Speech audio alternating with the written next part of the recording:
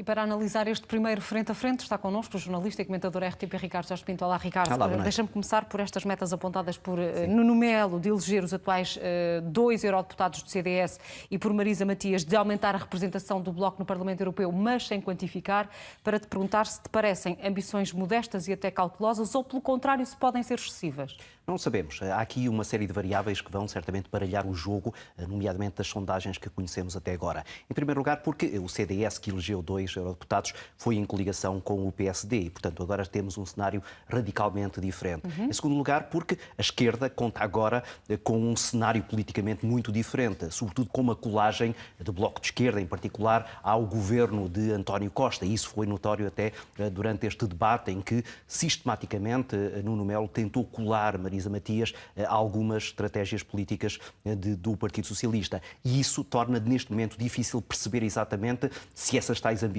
são realistas, são exageradas ou serão até modestas. Eu diria que vai haver aqui uma pulverização que, eventualmente, pode favorecer os partidos que estão mais nos extremos, seja na extrema esquerda, seja na extrema direita. Uma dessas insistências por parte do Nuno Melo tinha a ver com a acusação ao Governo de não investir nos serviços públicos. Isto não é, sobretudo no Serviço Nacional de Saúde, isto já não é um argumento gasto, um assunto gasto, se pensarmos que estamos a falar de eleições europeias, não estamos a falar dos problemas do país, ainda que, direta ou indiretamente, uma coisa possa depois ter reflexo na outra. Essa é a minha crítica a este debate em particular. Vamos ver se noutros é provável que sim, até porque isto não é um exclusivo sequer de Portugal. Tenho estado a assistir a debates em outros países na Europa e acontece isto de forma muito frequente, que é haver um enfoque mais naquilo que é política nacional do que verdadeiramente nas questões europeias, que são muitas e que acabam por ficar fora deste debate. A questão do investimento público é uma questão que naturalmente tem também consequências ou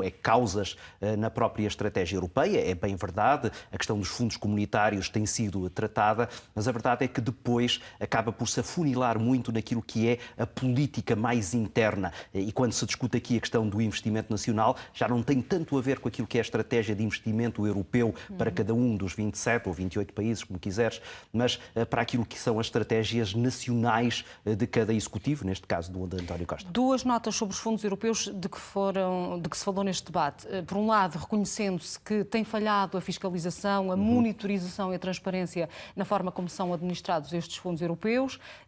Sobre isto, perguntar-te o que é que pode ser feito para alterar esta situação e, por outro lado, quando ambos os eurodeputados falam dos cortes nos fundos atribuídos a Portugal, como é que esses cortes podem ser travados? O que é que pode ser feito para contornar esses cortes? Olha, a primeira pergunta que fizeste é uma boa pergunta para fazer aos candidatos ao Parlamento Europeu, porque, na verdade, nós não sabemos ainda exatamente o que é que cada um dos partidos defende para haver uma monitorização mais eficaz daquilo que é a aplicação desses fundos comunitários. Todos nós nos lembramos, já desde os anos 80, das fraudes comunitárias que envolveram muitas figuras de vários partidos políticos, mas a verdade é que sabemos muito pouco sobre aquilo que é a estratégia da própria União Europeia para controlar aquilo que são muitas vezes os excessos e aquilo que são os desperdícios desse mesmo investimento de um orçamento que já percebemos é cada vez mais limitado, sobretudo agora por causa do Brexit. Em segundo lugar, ficamos também sem perceber exatamente o que é que o governo português poderia ter feito ou ainda pode fazer para contrariar este corte de 7% que está agora anunciado. A negociação deveria ter sido feita muito antes e aí Marisa Matias teve alguma razão quando disse estes cortes já não são apenas de agora. Há vários executivos que têm havido cortes no investimento comunitário em Portugal e aparentemente há aqui uma apatia, sobretudo dos 2 principais partidos relativamente a esta matéria. E é preciso recordar que nós temos comissários no interior deste governo europeu e falta também saber isso. Carlos Moedas tem neste momento um enorme orçamento, isso foi apontado quando ele chegou lá. O que é que está a ser feito com esse dinheiro e de que maneira é que nós estamos a tirar proveito do facto de termos alguém que fala português a gerir todos esse dinheiro?